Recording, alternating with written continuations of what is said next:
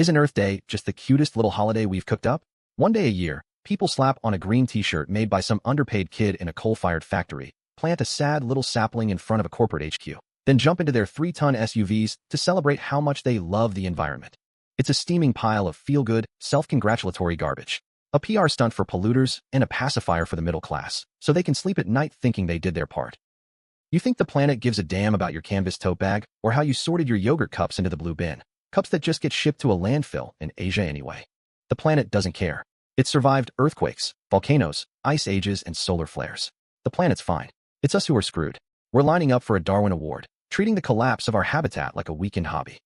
If we want to get out of this mess, if we want to stop the slow-motion faceplant of humanity, people have to stop mindlessly repeating environmental buzzword slogans and start using something radical, critical thinking. Climate change, kind of like hyper-partisan politics, is humanity lining up for a group discount on a Darwin Award, except nobody had the decency to make it quick or funny. Oh no, we turned it into a slow-motion, decades-long faceplant. We've got scientists waving charts, screaming, "Hey, the planet's on fire," and half the crowd is like, "Yeah, but is it a dry heat?" That's us, big brains, opposable thumbs, wasting time with AI chatbots, and we're using it all to cook the only home we've got. It's not that we don't know better, it's that we do know better and went, "Yeah, let's roll the dice anyway." A real Darwin Award used to mean one idiot removing themselves from the gene pool. Now we've scaled it up, industrialized it. We're not just taking ourselves out. We're trying to take the polar bears, the coral reefs, and your aunt's beachfront condo with us. That's progress, folks. Efficient, modern, and completely insane.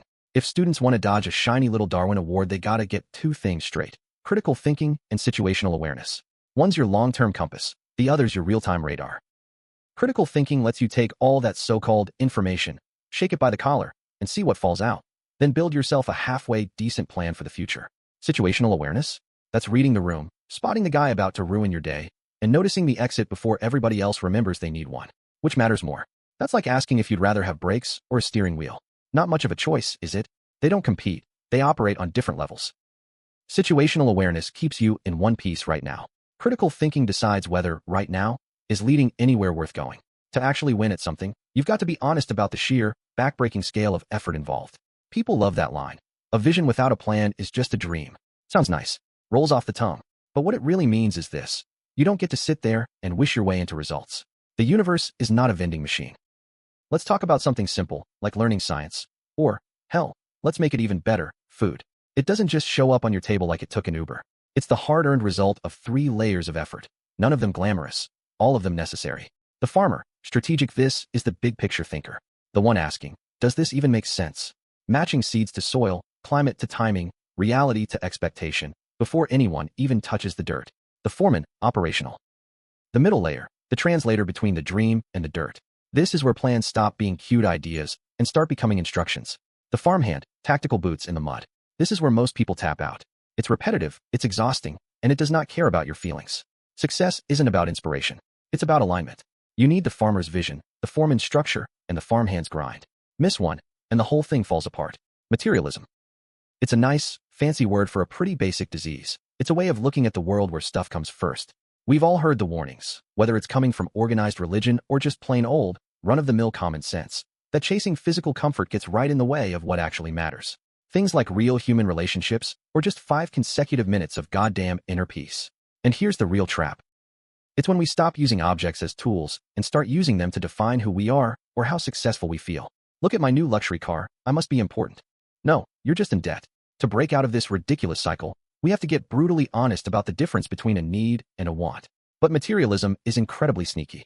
It deliberately blurs that line, brainwashing us into thinking we need brand name garbage just to fit in or feel okay about our miserable lives. Ever heard of the survival rule of 3s? Now picture this.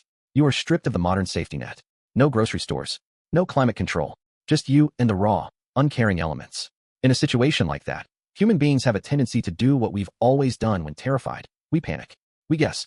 We make mistakes that, frankly, our ancestors would find embarrassing. But then, there's this rule. It is basically the ultimate, high-stakes cheat sheet for staying alive when the wheels completely fall off the wagon. Instead of running around like a headless chicken, this rule forces you to prioritize exactly what your fragile, carbon-based body needs to keep drawing breath. It is a brutal, sobering look at just how fast the doomsday clock starts ticking the exact second you are stripped of the basics. Have you ever heard of the Hug a Tree and Survive program? It's a survival course used all over the world to teach kids what to do if they ever get lost in the woods. The program actually has a pretty heartbreaking origin story. Back in 1981, a 9-year-old boy named Jimmy Beveridge went missing in Palomar Mountain State Park in California. Even though there was a massive search party looking for him, they sadly didn't find him in time. After that tragedy, two men, Ub Taylor, a legendary Border Patrol tracker, and Tom Jacobs, a search and rescue volunteer, teamed up to make sure it never happened again. They realized that when kids get lost, they often panic. They might wander even further away, or, even worse, try to hide from searchers because they're scared. Ub and Tom developed a simple, easy-to-remember set of rules to help kids stay calm, stay put, and help rescuers find them fast. Think of a feedback loop like a conversation that feeds on itself. It's a process where the result of an action circles back to become the cause of the next one. Sometimes this keeps things steady, but other times, it acts like a megaphone, making a small signal louder and louder until it's all you can hear. In a survival situation, whether it's a person lost in the wilderness or an entire planet trying to stretch its resources, these loops are what decide if a system stays stable or spins out of control. When things start to feel like they're spinning out of control, it's only natural to feel overwhelmed. Usually, we're told that anxiety or depression are glitches in our brains that need to be fixed with a prescription or a therapy session. But collapse psychology looks at it differently. It suggests that if the world around us, the climate, the economy, the very way we live, is actually breaking down, then feeling a sense of dread isn't a disorder. It's actually a perfectly sane reaction to what's happening. You aren't broken, you're just paying attention.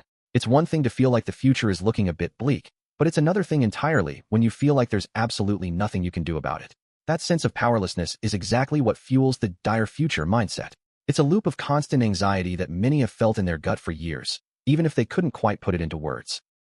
At least not until Jonathan Haidt laid it all out in The Anxious Generation. To break that cycle and help kids feel like they're actually in the driver's seat of their own lives again, Haidt suggests 4 pretty straightforward ground rules. No smartphones until high school. Switch out the addictive screens for basic dumb phones that just handle calls and texts. No social media before 16. Give their brains a chance to develop before they're hit with the pressure of algorithms and likes. Phone-free schools. Use lockers or pouches to keep phones out of sight from the first bell to the last. Bring back free play. Let kids play outside without constant supervision so they can learn independence and how to navigate the real world on their own. Social psychologist Jonathan Haidt argues that we've swapped out real-world play for virtual world scrolling, and the results have been pretty disastrous for kids' mental health. At the heart of his argument is a surprising hero. The dangerous playground.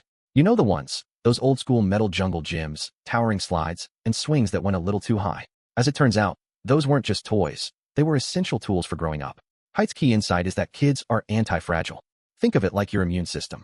If you never encounter a germ, your body never learns how to fight. A child's mind works the same way. It actually needs stressors and risks to get strong. If we protect kids from every possible scratch or scraped knee, we're basically breaking their internal compass for danger before it even has a chance to calibrate. Climbing a shaky ladder isn't just exercise. It's actually a form of natural exposure therapy. Here's how it works. Facing the fear. A kid stands at the top of a steep slide and feels that rush of, oh no, this is high. Taking the leap. By choosing to go down anyway, they learn how to regulate that fear. Building mastery. They realize, hey, I was scared, I did it, and I'm okay. That realization builds risk competence, the ability to tell the difference between a fun challenge, climbing a tree, and a life-threatening mistake. Since the 1980s, we've entered an era of safetyism. We ripped out the asphalt, lowered the swings, and covered everything in thick rubber mulch. We definitely saw fewer broken arms, but Haidt thinks we traded them for something worse, a surge in anxiety. By making playgrounds perfectly safe, we created a safety paradox. When we remove every physical risk, we also take away the chance for kids to solve their own problems or learn their own limits. We're sending them into a messy, unpredictable world without any of the mental calluses they need to survive and thrive. In her book Miseducation, Katie Worth exposes a jarring reality. A massive, behind-the-scenes web of corporate influence and political maneuvering has systematically shaped what American children learn about climate change. Worth reveals how fossil fuel lobbyists and special interest groups have spent decades quietly chipping away at science curricula, pushing doubt and denial directly into the classroom. By dissecting this coordinated campaign, she illustrates how a generation has been essentially blindsided regarding the climate crisis, leaving them ill-equipped to face the defining environmental challenge of their time. Basically, miseducation happens because of a little quirk in our brilliant human brains. We're hardwired to follow anyone who struts around like they've got it all figured out, even when they're full of crap. Meanwhile, the real experts, the ones who actually know what they're talking about and admit, hey, science isn't always neat and tidy, get ignored. Because who wants a messy, complicated truth when you can have a confident idiot spouting simple, comforting lies? The bottom line, Caught between corporate lobbying and polarized politics, we've developed a massive blind spot. It certainly doesn't help that our education system rarely applies two essential survival skills: situational awareness and critical thinking. Think of it this way. Without situational awareness, we won't survive the immediate threat.